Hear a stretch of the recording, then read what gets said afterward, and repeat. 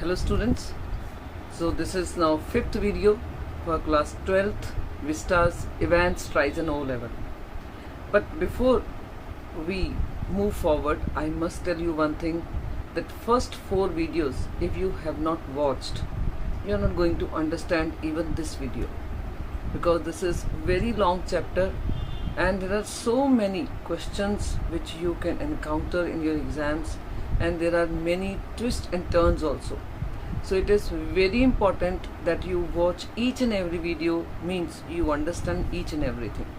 So now let's start with the 5th video. Now here we have already read that exam had started, though it was a bit late, but it has started. And on the other hand, in governor's room, he is able to hear each and everything. And moreover, now 2 times 2 different calls came. One was from the examination department because of some correction, and though for a second he thought that this could be Hawk's call, but then he thought no, because he tried to search whether it is Hawk's call or not, but he found that it is not Hawk's call. That was his calculation only, governor's calculation. Then the second call he got from the court. Again, for a second only he thought that now this may be Hawk's call, but then again he calculated and he thought no, this is nothing new, because many times they get call from the court. So now this governor is sitting quietly, because in the cell, on the other hand, the exam is going smoothly. Now we come back to the cell scene, page number 79. For the first quarter of an hour, Stephens had dutifully peered through the peephole at intervals of 1 minute or so. If you remember, first of all, Stephen was given this duty to stand in the cell. But when Evans objected, then Stephen was now standing outside, but his job was to keep an eye to the peephole. So after every maybe 1 minute, he was just peeping in, and if everything smooth, then he would be relaxing. So this is what he was doing.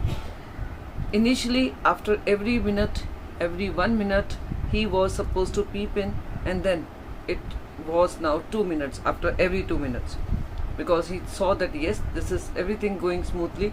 So then they thought that now it would be okay if even after 2 minutes if they keep a watch.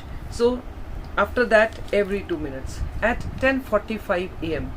everything was still all right, as he looked through the peephole once more. It took 4 or 5 seconds, no more. What was the point? It was always more or less the same. Evans, his pen between his lips, sat staring straight in front of him towards the door, seeking, it seemed, some sorely needed inspiration from somewhere. Actually, now he noticed one thing, though maybe it was not again that abnormal thing, it was very much normal thing, but even then he noticed that now this Evans, he was not writing, rather he was looking continuously at the wall, as if he was trying to recollect whatever he had learned for the exam.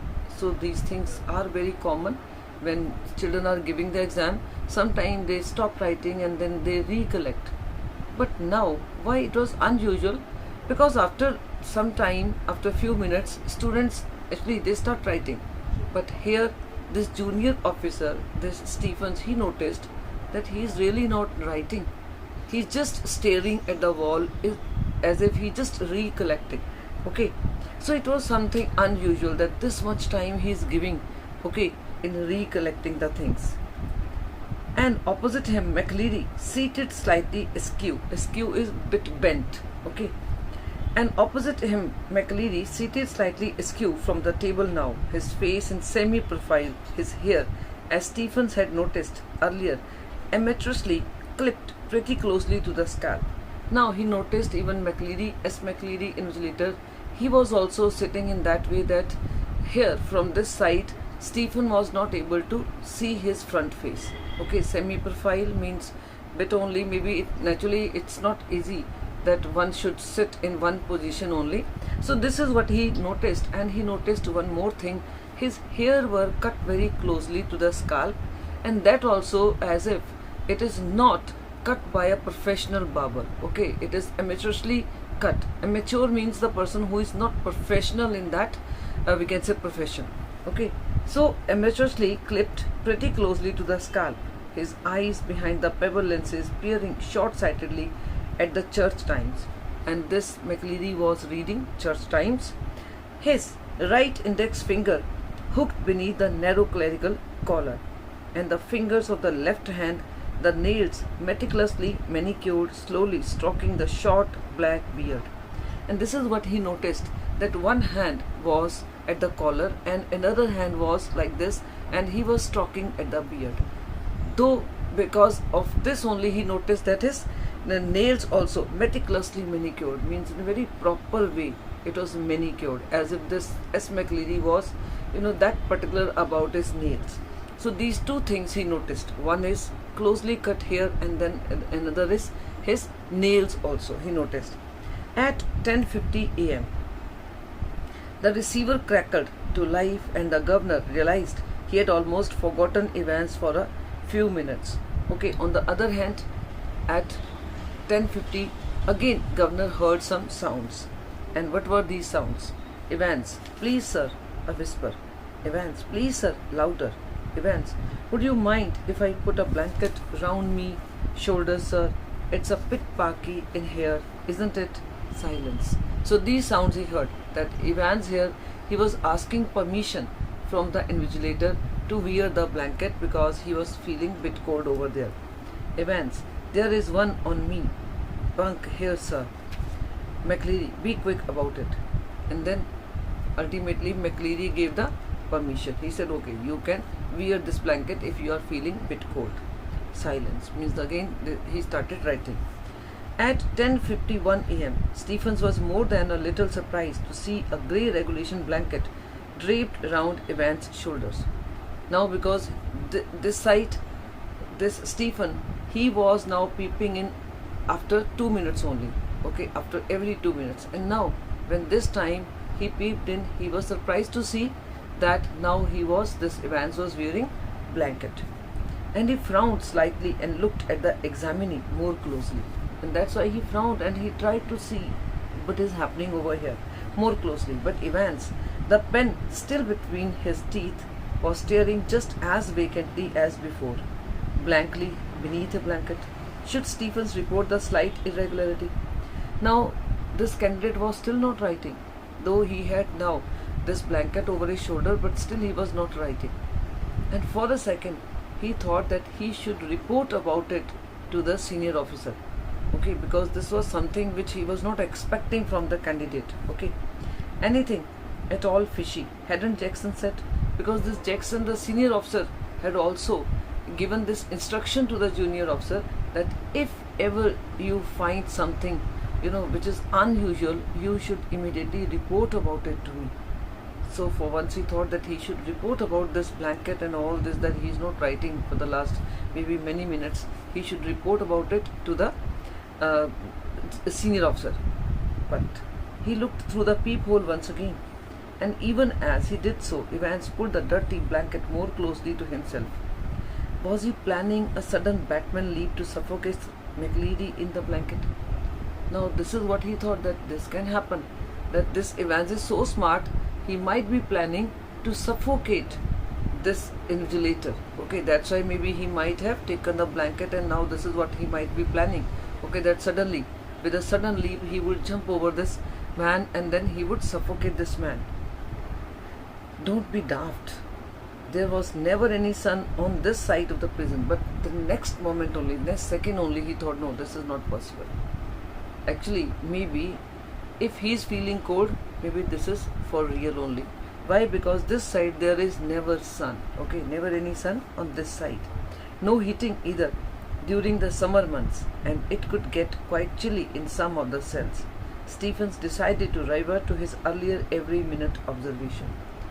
And he thought that because it's not only this cell, actually this side there are many cells which never see sun, and even during the summer it is bit cold.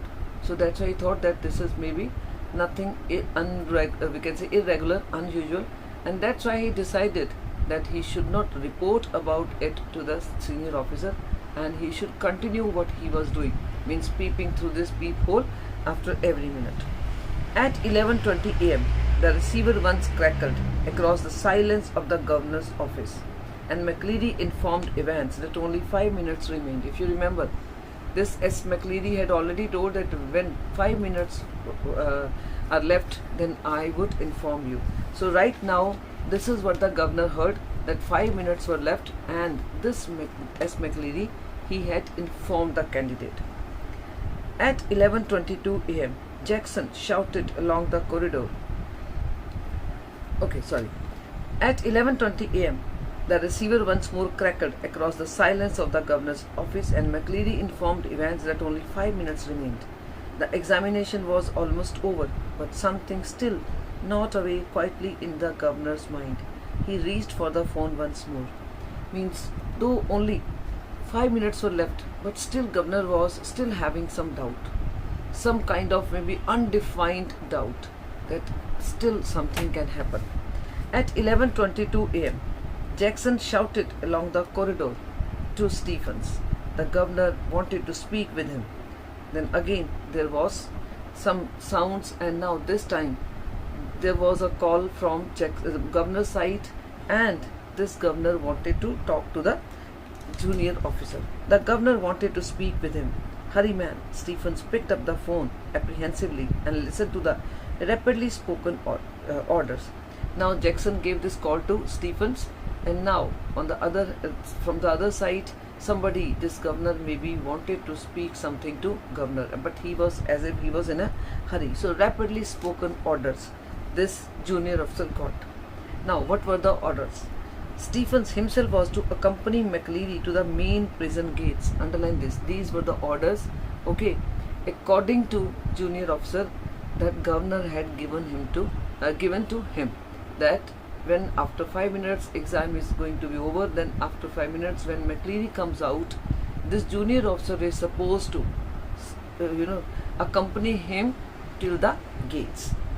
Understood? Stephens personally was to make absolutely sure that the door was locked on Evans after McLeary had left the cell. Understood? And this governor again reminded that when McLeary comes out, you should make sure that the cell door is locked properly. So these instructions were given, okay, at the last moment. Understood? At 11:25 am, the governor heard the final exchanges. Then after 5 minutes, the exam was over. Then again, few sounds this governor could hear. Okay, now these sounds were: McLeary, stop writing please. Again, this is what happens in all the examination rooms, that invigilators, they announce to stop writing. Silence. McLeary, put your sheets in order and see they are correctly numbered. Silence. Scrapping of chairs and tables. Evans, thank you very much, sir. McLeary, all right. Was it? Not too bad. McLeary, good, Mr. Stephens. Very loud. The governor heard the door clang for the last time. The examination was over. Now governor heard this thing also, that the cell door was unlocked and McLeary came out, and again the door was locked. So all these sounds this governor again heard. How did he get on, do you think? Asked Stephen as he walked beside McLeary to the main gates. Now this Stephen junior officer, he was to accompany this S. McLeary to the main gates, and now he was inquisitive also. This is what he wanted to ask, that how he has done, because you might have seen what he was writing, how he has done. Ouch, I can't think. He's distinguished himself, I'm afraid. And what he said, McLeary said, yes, it's okay, but it was not that brilliant. Okay. His Scots accent seemed broader than ever, and his long black overcoat, reaching almost to his knees, fostered the illusion that he had suddenly grown slimmer. And now, for a second only, he thought, or he felt as if his accent is a bit different, and maybe his height is a bit different, and maybe he's grown thinner only. This is only, after 2 hours only. But for a second only, this Stephens thought of like this. Maybe because basically all these people were having doubt on Evans, and that's why maybe they were always, they all were, looking at all the... Stephens felt pleased that the governor had asked him and not Jackson to see McLeary off the premises. and all in all, the morning had gone pretty well. Now Stephen was feeling very happy that it is really, something great that governor had given this duty to him only, not the senior officer, to accompany McLeody to the main gate. But something stopped him from making his way directly to the canteen for a belated cup of coffee, because from the morning everybody was on toes, and now when the paper was over, he once thought that he should now go to canteen to have cup of coffee, but something told him no, just go back and see everything is okay over there, okay with Evans' cell, then only come back to the canteen. He wanted to take just one last look at Evans. It was like a program he had seen on TV about a woman who could never really convince herself that she had locked the front door when she had gone to bed. Often she had got up 12, 15, sometimes 20 times to check the bolts. So sometimes this happens, and he has seen one play also, okay, in the TV, that where the one lady was in doubt whether she had locked the door or not, and many times she had got to gone to check it. He was thinking that he is also having the same feeling.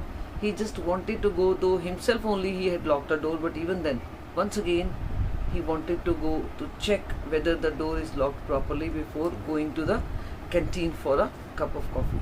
I think we should stop here only, but now your job is to watch all the videos so that you understand it. Thank you.